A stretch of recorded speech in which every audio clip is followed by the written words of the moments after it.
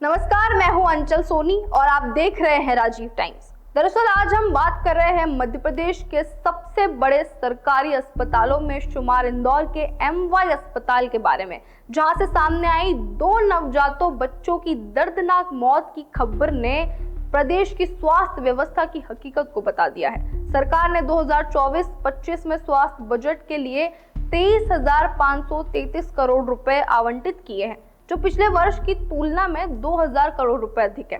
ये राशि कागजों में स्वास्थ्य सेवाओं को बेहतर बनाने के लिए है, लेकिन जमीनी हालात कुछ और ही कहानी कह रहे हैं। एमवाई अस्पताल के इंटेंसिव केयर यूनिटी में भर्ती 2 मासूम बच्चों को चूहों ने कुतर दिया और उनकी मौत हो गई।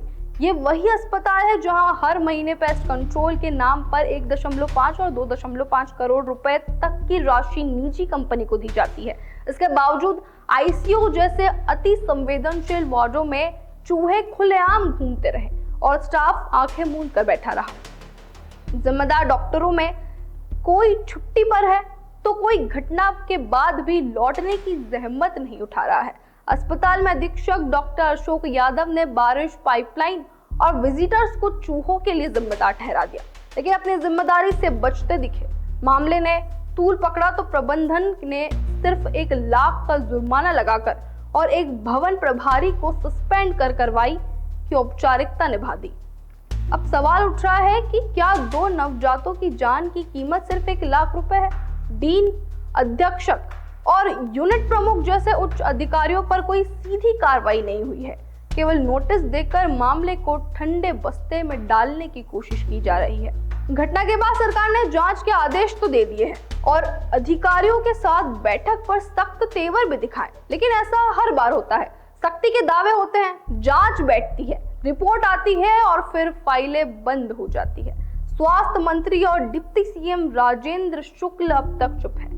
4 सदस्यीय जांच समिति बनाई गई है, जिसमें आयुष्मान भारत के सीईओ और गांधी मेडिकल कॉलेज के वरिष्ठ डॉक्टर शामिल हैं, लेकिन जनता का भरोसा अब इन समितियों पर भी कम होता जा रहा है।